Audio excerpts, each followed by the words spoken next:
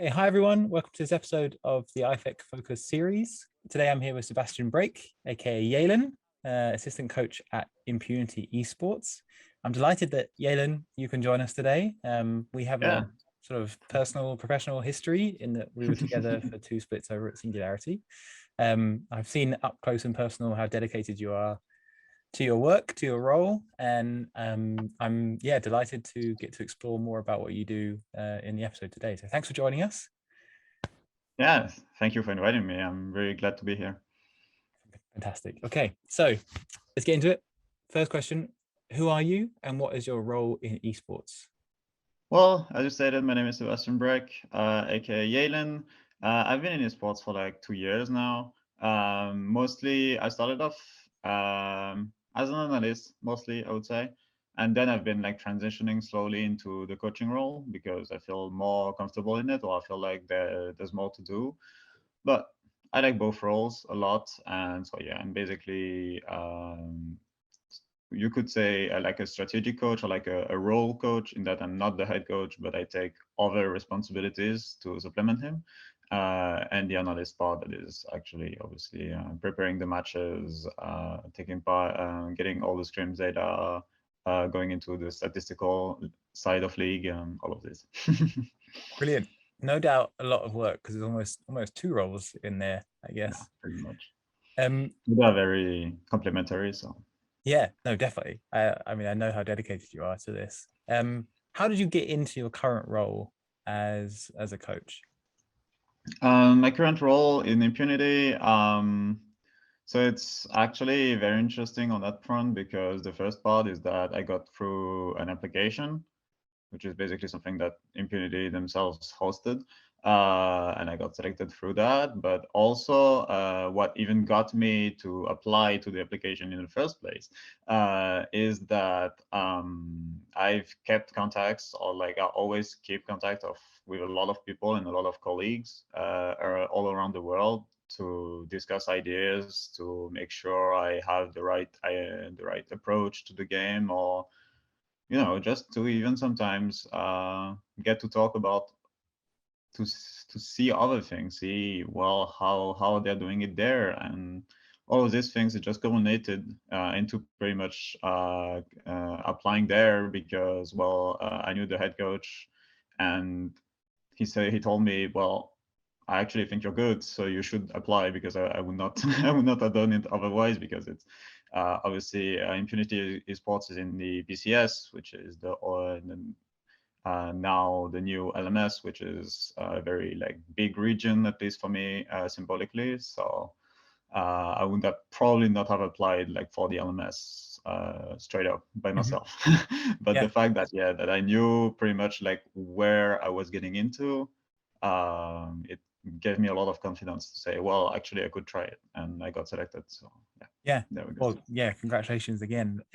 It's actually really interesting because you've gone from working with Singularity in Denmark and the NLC, jumping all the way across to Singapore to work with Impunity. Has there been much of a difference in the way things are done on the two Huge. teams? Yeah. A huge difference. Well, the very first thing that you notice is the workload, that Mhm. is very, very, very significantly higher, I would say. In the sense that, I don't know, in EU you would do maybe like 2 scrim blocks a day if you're lucky. And these scrim blocks would amount to a total of maybe like 5 to 8-ish games. But even like having 8 days, having 8 games a day is like pretty rare, I would say, in EU. Or it's not. It very rarely goes like beyond that. Mhm. But in the PCS, or like in all, pretty much every Asian teams practices at least 3 blocks a day. So you're going from 9 to 12 games, very often 12 a day, plus the solo queue, plus everything else, of course. Yeah. So yeah, the workload and the work ethic is very, very different.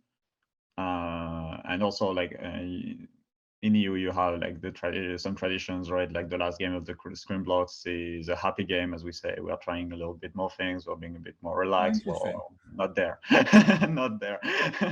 So that's the first difference. Yeah. The second one would be how the role takes another, or like it's a very different approach to the role, or like to the hierarchy of things, in the sense that, well, when you're the coach, there's a lot more distance with your players than there would be in the Western culture. Mm-hmm. In the sense that you're like, they expect you to be more tough, to be more distant on certain things, and to stay in your role. Maybe I would say a lot more than in EU, where in EU you would get very easily like become like one of the friends of the group, as if you're a player. But Mm-hmm. yeah, I would say these are like the main two big differences that struck me. I mean, also the language, of course, but that really struck me when I got there. Yeah, fantastic. Well, that's really, really interesting to know. I suppose it's also a challenge with the time difference as well. I suppose Yeah. that's also something to Well, consider, right?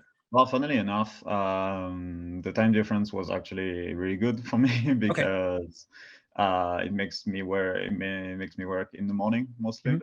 Oh, interesting. Okay. and so it's on that front is really really fine because Yeah. it just means I have to wake up at 8 at 9 maximum Yeah. to make sure I'm on time and get started in the day, and then like I'm finishing like at the end of the afternoon, obviously. Okay. So So that makes for almost a very healthy, normal day yeah, in the right. end. It's so far away, it's back to normal. Yeah. Yeah, Excellent. exactly. So going right back to the beginning of the sort of YaLEN journey as a member of staff in esports, how did you get started, and how did you realize that this was what you wanted to do? Well, first of all, I've always been very interested in the competitive aspect of video games, in the sense that I tried, for instance, to go pro in Counter-Strike. I didn't succeed, but I got pretty decent, I would say, at one point.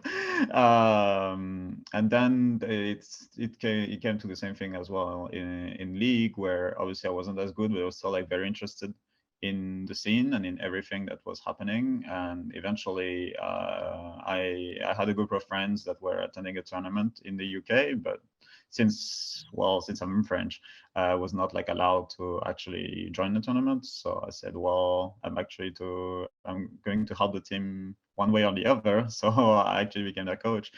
And obviously it was only like very grassroots level, barely diamond, etc. But it was a first start, and I think it was really promising, or at least I had a lot of fun doing it.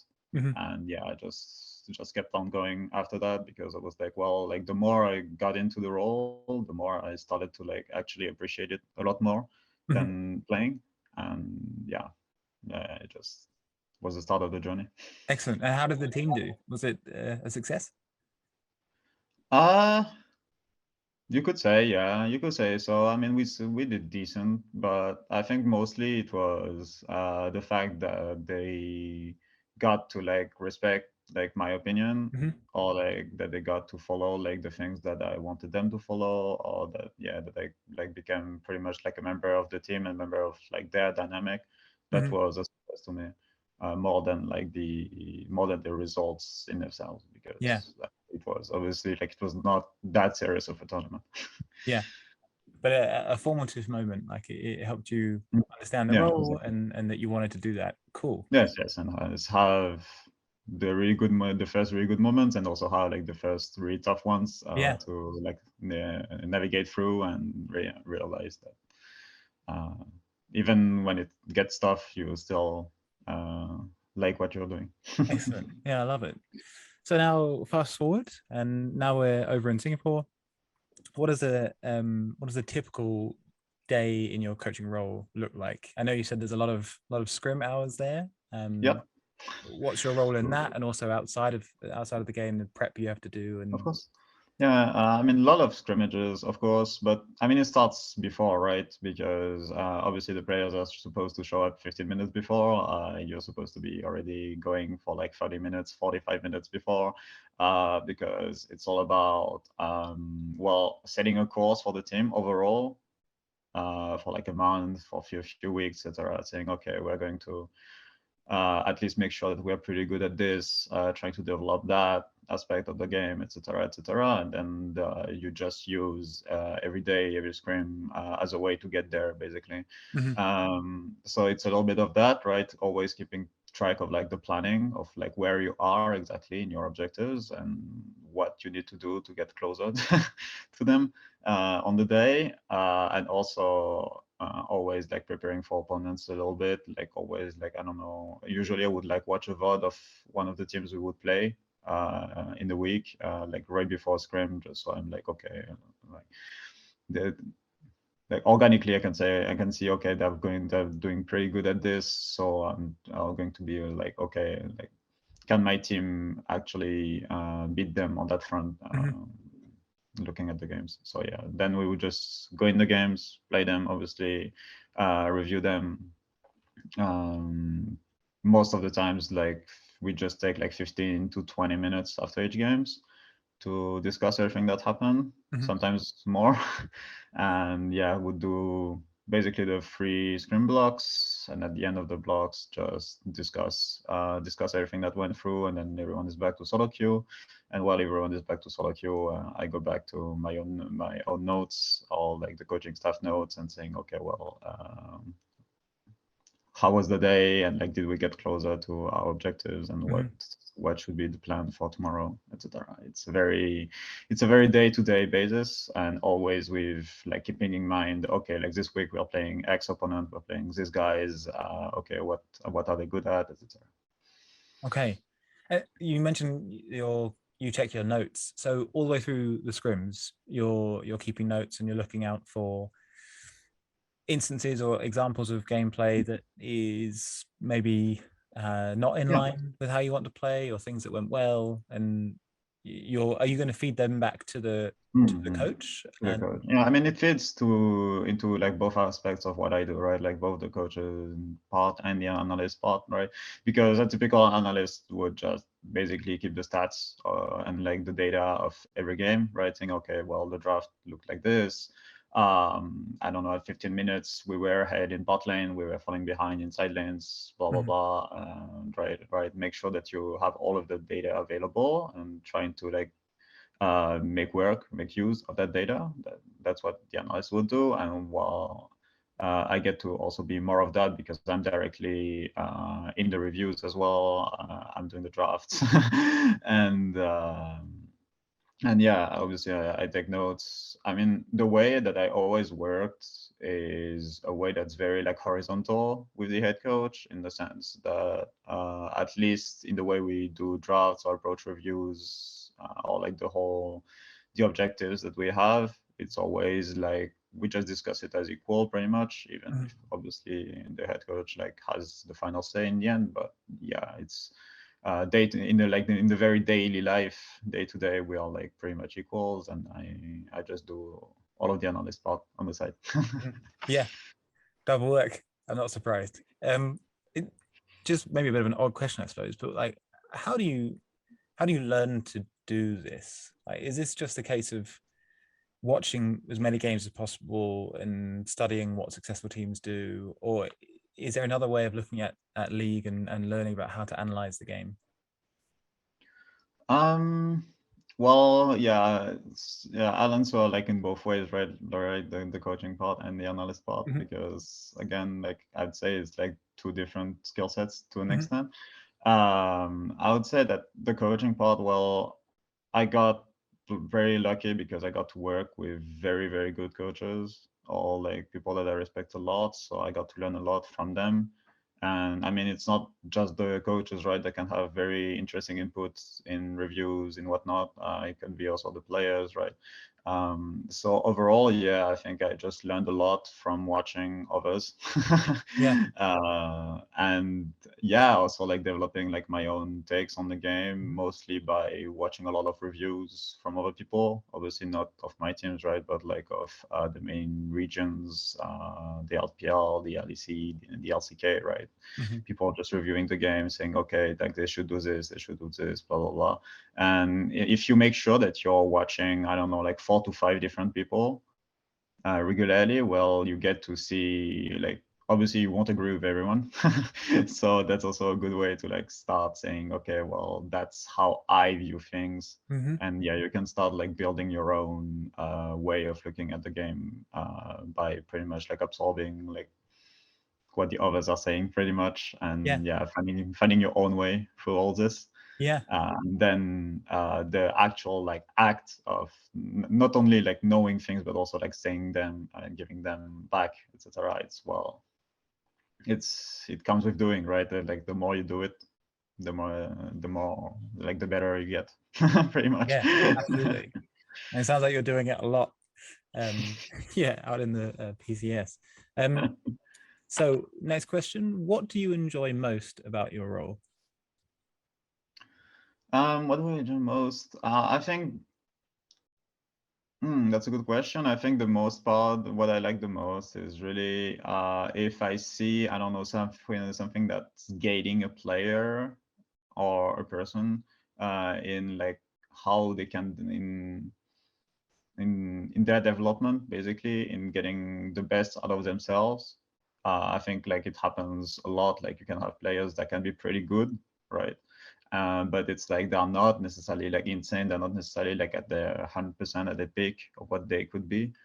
And if I, through my action, through everything that I can do with them, make sure that they get somewhat closer to their 100%, to their peak, or that they get like some of the big obstacles out of the way, then I'd be really, really happy as a like as a coach, as a person. Like that's what gets me going the most, obviously. Mhm. And then it's also, I mean, a lot of it is also like in the pure aspect of competition, right? I want to prepare better than the opponent, and I want to have better game plans than the opponent. And when if the games actually happen and my plan is working well, then I'm happy. Yeah. Oh, I love it. It's yeah, nice thing to say. It's like preparing your team as best you can and really enjoying that side of it. Is there a moment you can remember where you were particularly proud of a game plan you'd put together that was successful or worked as you'd predicted? uh Putting you on the spot here. Different moments. Well, I mean, there are a lot. There are a lot. It's hard to pick one. But well, not to say that I always own my opponent. That's obviously not true. But Sure you like do. No, you there are a definitely few do. like memorable moments, I would Yeah. say, that got me like very, very happy. Mhm. I would say, yeah, the very first part, it's when very, very back then I was coaching a team in NA, called Snowman Slammers. We weren't good at all. We were on like Diamond 1 Grandmaster, maybe maximum. But we were like trying to participate in like the Scanning Grounds events, basically, and we got seeded to a tournament with 100 Thieves next, which was like the educational program that was considered like by far the best team at the time. And yeah, we had cooked like very specific plans that involved notably Veigar, Zyra in the bot lane, things like that. Mhm. And but like we took them very seriously, these plans, and we say, okay, like it will force us to play like in a certain way, but as long as we like stay true to like this identity and we like yeah, we stay on the track. As long as we stay on the track, it's going to actually work. And well, we actually, yeah, we made them work a lot for it, and we eventually, I think we won the series. Yeah, we won the series. Not the tournament, but we at least won that series against them. And yeah, that one felt really good because they felt at the time they were like almost considered like invincible. Mhm. So yeah, Love I was it. very happy with it. Oh, yeah. Well, yeah, I love an underdog story. So yeah, that's very cool to hear. Okay, so you've worked in so many regions. Um, what is your dream future in esports, and where might that be? Yeah, that's a good question. Yeah, because as you mentioned, well, I worked in NA, in U, and in PCS now.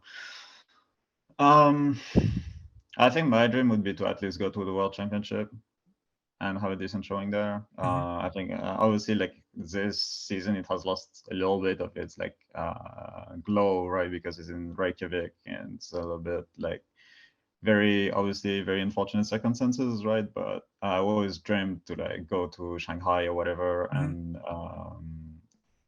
yeah, play at the highest level and try my best against the better teams. That's why a team like in the PCS or something and just qualifying from the PCS or somewhere else to the World Championship and then trying our best to like show what the region is worth. Yeah, I think it's like my dream right now.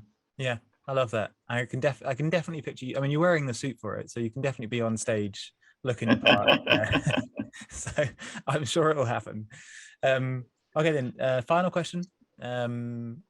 Let's say you just won Worlds. You're coming off stage, and I come up to you and I say, do you have any advice for the next generation of coaches that want to follow in your footsteps?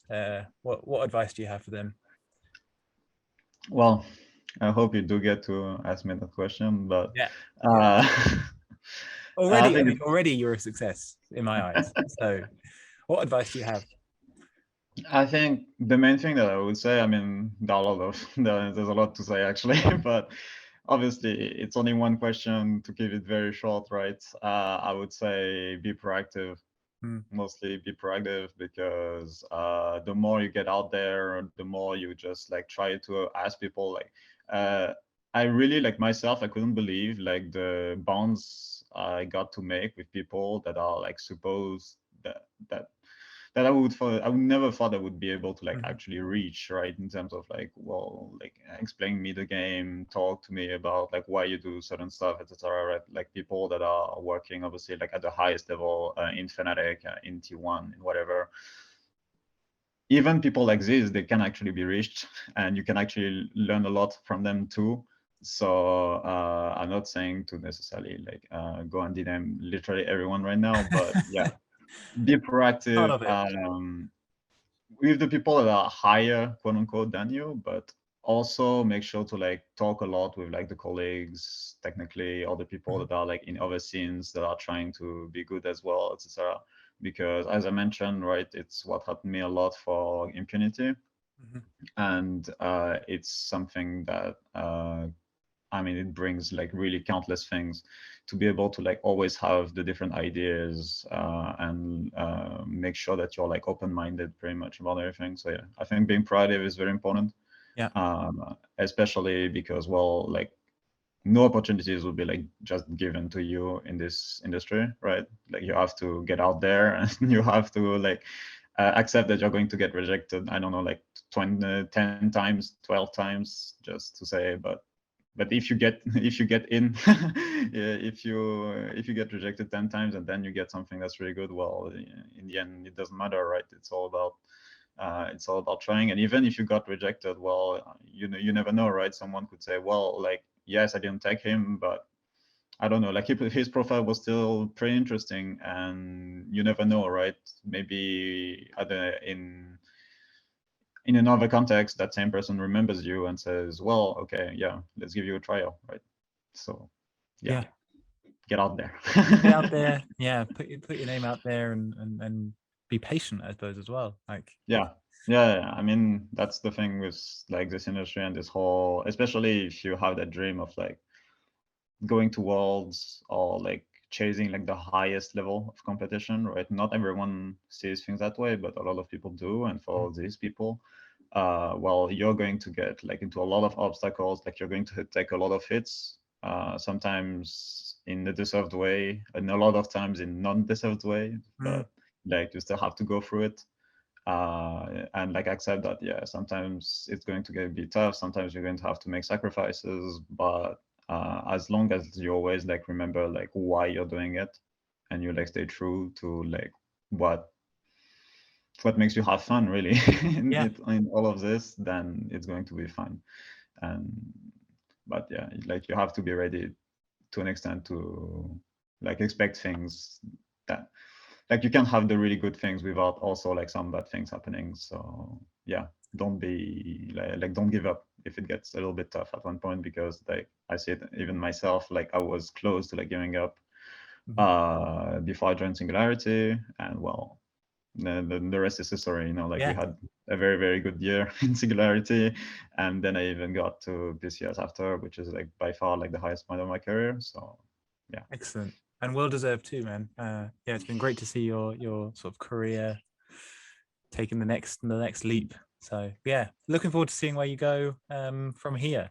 YaLEN, thank you so much for sharing your journey and your experiences with me and the IFoEC Focus viewers. And yeah, let's stay in touch, and hopefully everyone that watches this can sort of follow you on Twitter and see of more course, of yeah, next low. steps. And I mean, like, don't. I always try to respond like if someone has like questions or whatever. Though, so yeah, don't hesitate, really. Okay, well, thanks for joining us, YaLEN, and goodbye, everyone. Thank you for having me, Watson.